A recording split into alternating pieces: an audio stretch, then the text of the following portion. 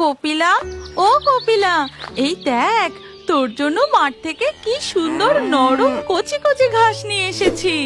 মাধবীর গলার আওয়াজ পেতেই কপিলা মনের আনন্দে তার কাছে চলে আসে।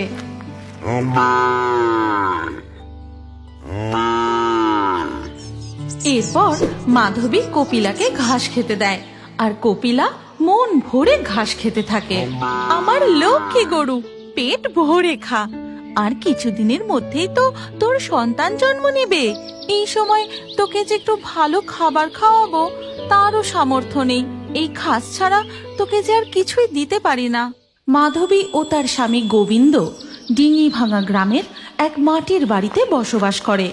মাধবী সারা দিন সংসারের কাজ ও কপিলার দেখাশোনা করে, আর গোবিন্দ মাঠে দিন মজুরের কাজ করে। এইভাবেই চলে তাদের সংসার। একদিন কাজ থেকে ফিরে গোবিন্দ দেখে মাধবী গোয়াল পরিষ্কার করছে। তুমি এখনো সংসারের এত কাজ করছো? তুমি যে গর্ভবতী ভুলে গেছো নাকি? তুমি নিজের ভালো করে যত্ন নিচ্ছ তো? সময়ে খাওয়া দাওয়া করছো তো? হ্যাঁ গো হ্যাঁ, আমি একদম ভালো আছি। আমাদের কপিলাও যে গর্ভবতী, কিছুদিন পর ওরও যে সন্তান হবে। এই সময় ওরও তো একটু যত্ন নেওয়ার দরকার, কিন্তু আমরা যে ওকে ঘাস ছাড়া ভালো কিছু খেতেও দিতে পারি না। চিন্তা করো না গিন্নি, কপিলার বাচ্চা হলে আমাদেরও অভাবের সংসারে একটু সচ্ছলতা আসবে।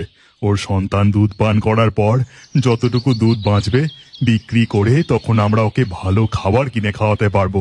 এবার চলো তো, অনেক বেলা হলো। তুমি হাত মুখ ধুয়ে একটু বিশ্রাম নাও। তুমিও তো সেই ভোর থেকে মাঠে কাজ করছো। এরপর তারা দুজন ঘরে চলে যায়। আর এদিকে তাদের বাড়ির পাশ দিয়ে হেঁটে যাচ্ছিল এক বুড়ি। তখন তার নজর গিয়ে পড়ে কপিলা গরুর উপর। বাহ, গরুটা তো বেশ হৃষ্টপুষ্ট, না দোষ নুদোষ। এ দুধও দেবে অনেক বেশি। এখন আশেপাশে কেউ নেই, একে চুরি করলে মন্দ হয় না। এই কথা বলে সেই বুড়ি গোয়াল থেকে কপিলার দড়ি খুলে নিয়ে চলে যেতে যাবে, সেই সময় কপিলা জোরে জোরে ডাক দেয়।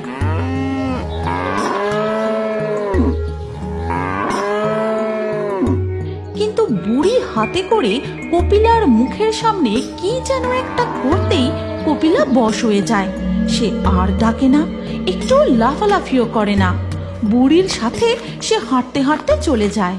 কি ব্যাপার বলো তো? কপিলা ওইভাবে ডেকে আবার শান্ত হয়ে গেল। দুদিন ধরে যা গরম পড়েছে, ওর মনে হয় গরমে খুব কষ্ট হচ্ছে। তুমি খেয়ে নিয়ে ওকে পুকুরে স্নান করিয়ে নিয়ে এসো, কেমন? ওদিকে বুড়ি কপিলাকে বশীভূত করে গ্রাম ছেড়ে জঙ্গলের পথে প্রবেশ করে। আরে আমার পেট ভরানোর মতো শিকার পেয়ে গেছি। কুটিরে ফিরে এই মুরগিটা খাবো। তুই ভয়ে পাস না, তোকে এখন খাবো না। তোর বাছুর হলে আমি তোর দুধ খাবো। তাই এই যাত্রায় তুই রেহাই পেয়ে গেলি। হাসতে হাসতে বুড়ি তার ছদ্মবেশ বদলে আসল ডাইনের রূপ ধরে। কপিলা গরু সম্মোহিত হয়ে ডাইনির সঙ্গে হাঁটতে হাঁটতে পৌঁছায় জঙ্গলের গভীরে ডাইনির কুটিরের সামনে। গিন্নি, গিন্নি, কপিলা কোথায় গো? গোয়ালে তো কপিলা নেই। গোবিন্দর এই কথা শুনে মাধবী দৌড়ে সেখানে আসে আর শূন্য গোয়াল দেখে। এ কি, আমার কপিলা কোথায় গেল? কোথায় গেল আমার কপিলা? মাধবী রাস্তায় বেরিয়ে কপিলাকে চিৎকার করে ডাকতে থাকে। কপিলা, ও কপিলা, কোথায় গেলি মা আমার? কপিলা! দূরে গাছতলায় কিছু বাচ্চা খেলা করছে দেখে মাধবী তাদের কাছে ছুটে যায়। এই লালটু, পটল, শিউলি, তোরা তো এখানে রয়েছিস। আমার কপিলা গাইকে দেখেছিস? না গো কাকিমা, আমি তো এই মাত্র টায়ার নিয়ে খেলতে এলাম। না কাকিমা, আমিও দেখিনি। আমি যখন বাড়ি থেকে আসছিলাম দেখি একটা বুড়ি হাতে একটা মুরগি আর সাদা গরুকে নিয়ে হেঁটে ওই দিকটা গেল। একটা বুড়ি সাদা গরু নিয়ে যাচ্ছিল? কোন দিকে গেল সে?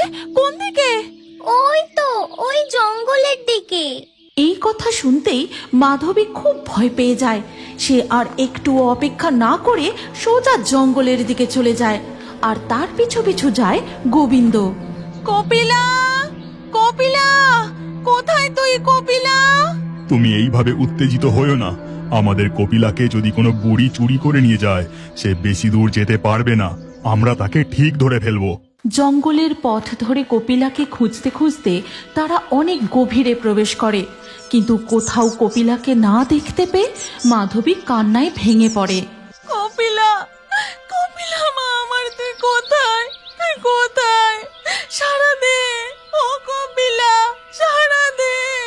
তখন হঠাৎ গোবিন্দর চোখে পড়ে একটা মুরগির পালক। ওই দেখো গিন্নি, একটা মুরগির পালক। শিউলি বলছিল না যে বুড়িটা হাতে করে একটা মুরগিও নিয়ে যাচ্ছিল? হ্যাঁ, মুরগির কথা বললো বটে। গোবিন্দ ও মাধবী ওই পালকের থেকে আরো কিছুটা এগোতেই আরেকটি পালক চোখে পড়ে। গিন্নি, আমরা এই মুরগির পালক অনুসরণ করে এগিয়ে যাই। মনে হয় আমরা খুব কাছাকাছি আছি। পালক অনুসরণ করতে করতে তারা জঙ্গলের অন্য এক পথে প্রবেশ করে। কপিলা, ও কপিলা! তুমি একটা জিনিস লক্ষ্য করেছ? জঙ্গলের এইখানে কোনো পশু পাখির ডাক শোনা যাচ্ছে না, পুরো যেন থমথমে। কপিলাকে ডাকতে ডাকতে তারা আরো এগোতে থাকে। একে এইদিকে কোনো মানুষ আসছে বলে মনে হচ্ছে। মনে হয় যাদের গরু চুরি করেছি তারাই আসছে।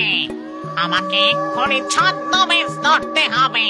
কপিলার ততক্ষণে ঘোর কেটে যায়, আর অচেনা জায়গা দেখে সেও ভয় পেয়ে খুব ডাকতে থাকে।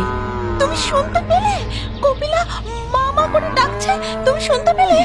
কপিলা, ও কপিলা, কপিলা! ওদিকে কপিলা তার চেনা মালিকের আওয়াজ শুনতে পেয়ে আরো জোরে জোরে চিৎকার করে ডাকতে থাকে। ওই দিকটা থেকে আসছে আওয়াজটা। মাধবী ও গোবিন্দ কপিলার আওয়াজ অনুসরণ করে এগোতেই দেখে একটা পরিত্যক্ত কুটিরের উঠানে কপিলাকে বাঁধা রয়েছে। উঠানে মুরগির পালক, পশু পাখির হাড় করে ভর্তি। মাধবী সবকিছু উপেক্ষা করে দৌড়ে গিয়ে কপিলাকে জড়িয়ে ধরে।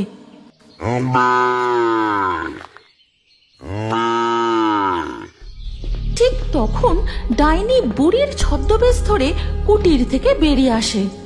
ওটাই আমার গরু, তুই ওকে ছেড়ে দে।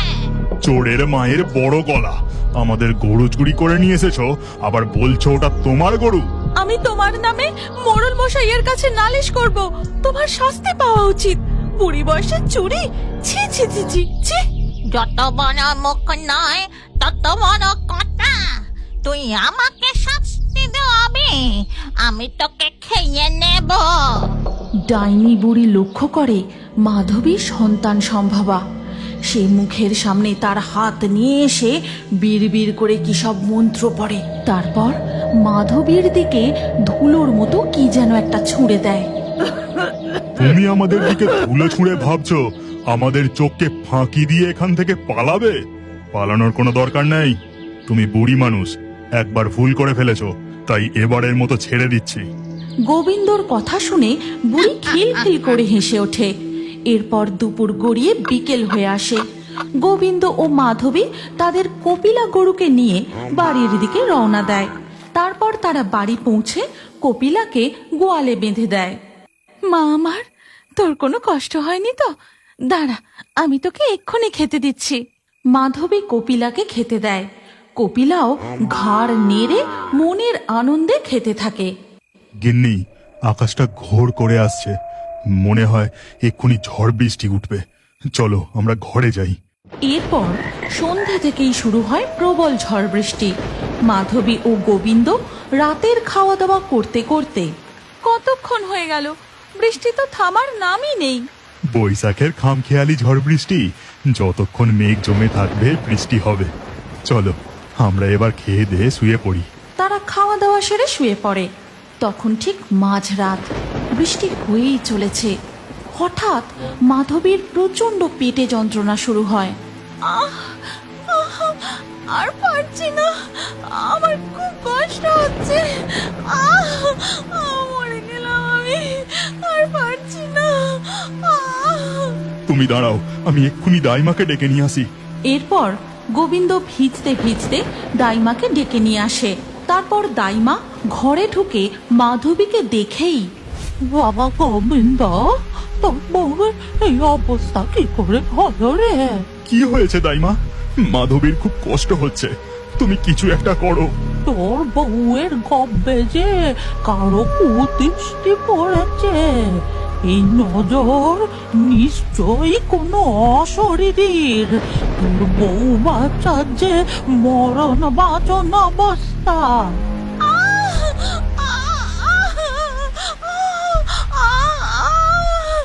মাধবীর ব্যথায় কষ্টে কান্নার শব্দ গোয়ালে কপিলাও শুনতে পায়। সে পশু হলেও সবটা বুঝতে পারে।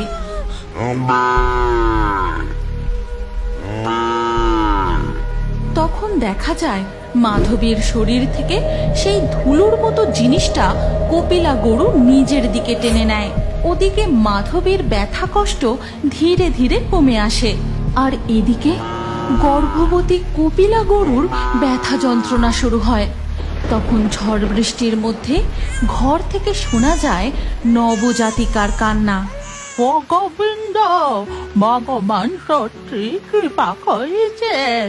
তোর বউ কন্যা সন্তানের জন্ম দিয়েছে, আর দুজনে একদম সুস্থ সবল। এমন অলৌকিক ঘটনা দেখা যায় না রে। কই গো, আমার কপিলা ঠিক আছে তো?